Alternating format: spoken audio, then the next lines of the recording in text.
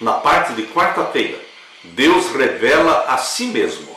Deus se dá a revelar. A iniciativa sempre é de Deus, desde lá o jardim do Éden, quando Adão e Eva pecaram, e Deus, na viração do dia, ou seja, no pôr do sol, buscou-os no jardim, dizendo: Adão, Adão, onde estás? Era Deus buscando Adão, buscando o pecador. É Deus que toma a iniciativa de se revelar. Lemos em Êxodo 34, agora o verso 1 até o verso 28. Abra sua Bíblia. Êxodo 34, verso 1 em diante. Então disse o Senhor a Moisés: lavra-te 2 tábuas de pedra, como as primeiras, e eu escreverei nas tábuas as mesmas palavras que estavam nas primeiras tábuas que tu quebraste. Nas primeiras 2 tábuas de pedra, Deus escreveu os 10 mandamentos.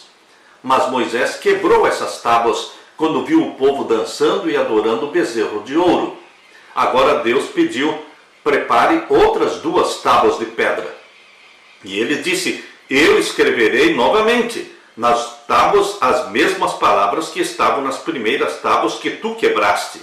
E o verso 2: e prepara-te para amanhã, para que subas pela manhã ao monte Sinai, e ali põe-te diante de mim no cume do monte, e ninguém suba contigo, e também ninguém apareça em todo o monte. Verso 4: então ele lavrou 2 tábuas de pedra como as primeiras, e levantou-se Moisés pela manhã de madrugada, e subiu ao monte Sinai, como o Senhor lhe tinha ordenado, e tomou as 2 tábuas de pedra na sua mão. E o Senhor desceu numa nuvem, e se pôs ali junto a ele, e ele apregoou o nome do Senhor. Veja o verso 6. Agora, como o caráter de Deus é descrito. O que é a glória de Deus? É o que está no verso 6. E passando, pois, o Senhor perante a sua face, clamou: Jeová, o Senhor, Deus misericordioso, piedoso, tardio em iras e grande em beneficência e verdade, que guarda a beneficência em milhares, que perdoa a iniquidade e a transgressão e o pecado, que ao culpado não tem por inocente, que visita a iniquidade dos pais sobre os filhos e sobre os filhos dos filhos, até a 3ª e 4ª geração. Aqui está a descrição mais linda de Deus, do caráter de Deus. Perdoador, misericordioso, tardio em iras. Queridos, esse é o nosso Deus. E o verso 8 diz que quando Moisés contemplou a glória de Deus, a revelação do caráter de Deus, o que Moisés fez? Verso 8. E Moisés apressou-se e inclinou a cabeça à terra, encurvou-se. Moisés adorou. Moisés adorou a Deus. Nós não somos nada, nós somos pó, mas o Deus criador dos céus e da terra, cheio de misericórdia, se revela a você. E o verso 9, e disse: Senhor, se agora tenho achado graça aos teus olhos, vá agora o Senhor no meio de nós. Novamente Moisés insistindo que Deus os acompanhasse. Não iremos sem a tua presença. Estou implorando que o Senhor vá conosco. E aqui diz o verso 9: vá agora o Senhor no meio de nós, porque este é povo obstinado, porém perdoa a nossa iniquidade. A iniquidade era do povo, mas Moisés se incluiu, perdoa a nossa iniquidade e o nosso pecado, e toma-nos para a tua herança. Queridos, esse é o pedido de Moisés. E agora o verso 12. Guarda-te que não faças concerto com os moradores da terra. Veja a exigência de Deus. Deus não quer jugo desigual. Casamento do ímpio com o que é santo. Como é que vai casar um homem ímpio com uma mulher santa? Queridos, não há união entre o bem e o mal. Deus não aprovava, Deus não aprova o jugo desigual, porque vai perverter o povo de Deus. Guarda-te que não faças concerto com os moradores da terra, aonde has de entrar, para que não seja por laço no meio de ti. Mas os seus altares transtornareis, e as suas estátuas quebrareis, e os seus bosques cortareis. Olha, o paganismo tem que ser destruído. Aqui diz: quebrar as estátuas, cortar os bosques. Verso 14. Porque te não inclinarás diante de outro Deus, pois o nome do Senhor é zeloso, Deus zeloso é Ele. para que não faças concerto com os moradores da terra, e não se prostituam após os seus deuses, nem sacrifiquem aos seus deuses, e tu, convidado deles, comas dos seus sacrifícios, e tomes mulheres das suas filhas para os teus filhos, e suas filhas, prostituindo-se após os seus deuses, façam que também teus filhos se prostituam após os seus deuses. Está vendo aqui o jugo desigual? O casamento que não pode ser abençoado por Deus. Quando há o jugo desigual, não farás para ti deuses de fundição.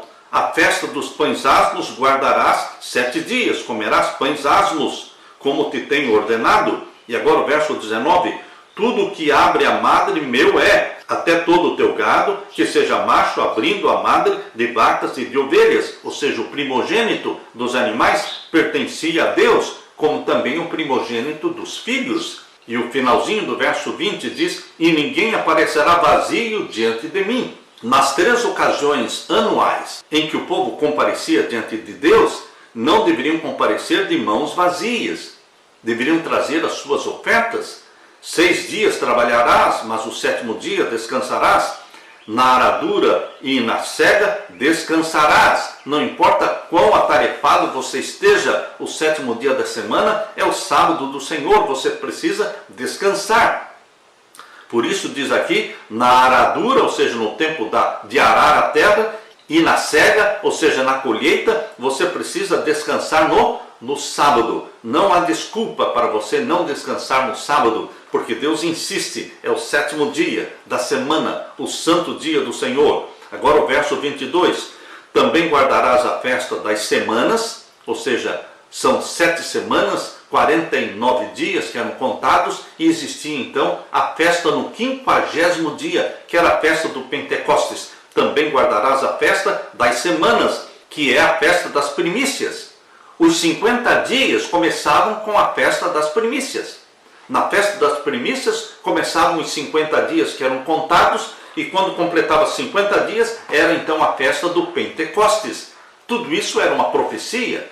Jesus morreu no dia da Páscoa, Jesus ressuscitou no dia das primícias, e contaram 50 dias, e então quando se deram 50 dias, o santuário celestial foi consagrado e Jesus foi entronizado no santuário do céu, e então derramou o Espírito Santo na festa do Pentecoste, exatamente 50 dias após a primícia, que representa a ressurreição de Jesus, a festa das primícias. E aqui diz, também guardarás a festa das semanas, que é a festa das primícias, da cega, ou seja, da colheita do trigo, e a festa da colheita do fim do ano. A festa da colheita do fim do ano era a festa dos tabernáculos, que também durava 7 dias. A festa da colheita. 3 vezes no ano, todo macho entre ti aparecerá perante o Senhor Jeová, Deus de Israel. Durante a festa da Páscoa e festa dos pães asmos e festa das primícias, eles compareciam diante de Deus.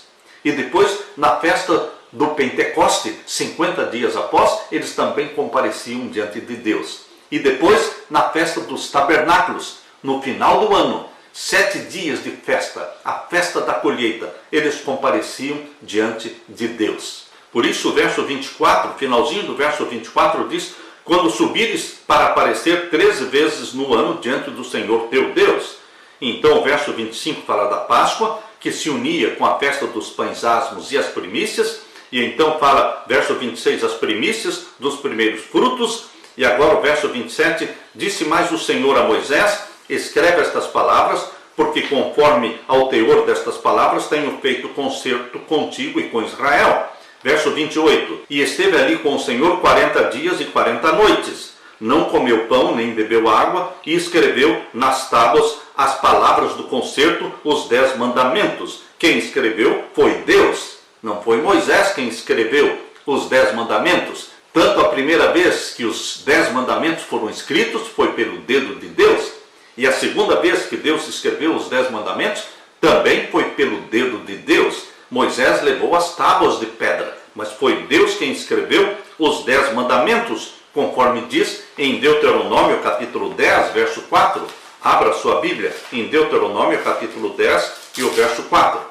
Aqui Deus diz, então escreveu nas tábuas conforme a primeira escritura, os 10 mandamentos que o Senhor vos falara no dia da congregação no monte do meio do fogo, e o Senhor mas deu a mim. O Senhor a escreveu e entregou para Moisés. Então, queridos, tanto na primeira vez como na segunda vez que Deus escreveu os 10 mandamentos, foi obra de Deus. Moisés teve que levar consigo 2 tábuas de pedra, como as primeiras, que ele havia quebrado. Ele estava indo se encontrar com o Senhor no Monte Sinai pela 7ª vez. Os seguintes textos descrevem as outras 6 vezes que Moisés subiu o Monte Sinai. Primeiro, Êxodo capítulo 19, verso 3 e 7. Segunda vez, Êxodo 19, verso 8 e 14. Terceira vez, Êxodo 19, verso 20 e 25. Quarta vez, Êxodo 20, verso 21 e 24, verso 3. Quinta vez, Êxodo 24, verso 9 e os versos 12 a 18 e 32, verso 15. E a sexta vez, Êxodo 32, verso 30 e 31, Moisés começou a subida bem cedo. Por 6 vezes, Moisés já tinha subido o monte para se encontrar com Deus. E agora era a 7ª vez, quando ele subiu no monte para que Deus escrevesse pela segunda vez os 10 mandamentos. A beleza do caráter divino é uma impressionante revelação que ele faz de si mesmo. Êxodo 34, versos 6 e 7, é uma das descrições mais importantes, mais lindas de quem Deus é. Essa descrição é como um fio dourado que atravessa toda a Bíblia. A proclamação feita pelo Senhor nessa passagem é, por assim dizer, o João 3,16 do Antigo Testamento. Quando Moisés recebeu a explicação excepcional, sem precedentes e inigualável do nome de Deus, ele se prostrou e adorou o Senhor. Quando nós obtemos vislumbres do amor, quando nós obtemos vislumbres da graça e da misericórdia, da compaixão e da bondade, da fidelidade, do perdão, da santidade e da justiça de Deus, também nós somos atraídos por Ele. É somente quando nós admiramos estas qualidades excepcionais de Deus que começamos a amá-lo. Um amor que leva ao desejo de servi-lo, de obedecê-lo, porque Ele nos ama. Nós o amamos em resposta ao seu amor. Isso está em 1 João 4,19. Porque Ele nos ama, nós também o amamos e obedecemos os seus mandamentos. Nessa revelação que Deus faz de si mesmo, Deus garantiu a Moisés que realizaria feitos maravilhosos em favor do seu povo e o conduziria à terra prometida. Deus renovou a sua aliança com ele, prometendo que outras nações veriam sua majestade e sua obra impressionante. Faço uma aliança, disse Deus, diante de todo o seu povo. Farei prodígios jamais realizados na presença de nenhuma outra nação de toda a terra. O povo no meio do qual você habita verá a obra maravilhosa que eu, o Senhor, farei em favor de vocês. Êxodo 34:10. Meu querido irmão, Deus escreveu pela segunda vez os 10 mandamentos. Se Deus não quisesse colocar os 10 mandamentos diante dos seus filhos, Ele não teria escrito pela segunda vez. A salvação é pela graça, é pelo sangue do Cordeiro. O Cordeiro que morreu desde o Jardim do Éden. O primeiro Cordeiro que morreu foi no Jardim do Éden. A salvação sempre foi pela graça e pelo sangue do Cordeiro. Mas, queridos, a santa lei de Deus é a lei do nosso Pai, para todos os salvos pelo sangue do Cordeiro. Todos os salvos pelo sangue do Cordeiro vão ser batizados pelo Espírito Santo. E o Espírito Santo vai implantar em você a lei, a santa lei do Pai Celestial. E teremos prazer em meditar na lei do Senhor, do nosso Pai, de dia e de noite. Em nome de Jesus e pelo poder de Jesus Cristo, seremos filhos e filhas obedientes ao nosso Pai Celestial. Aleluia!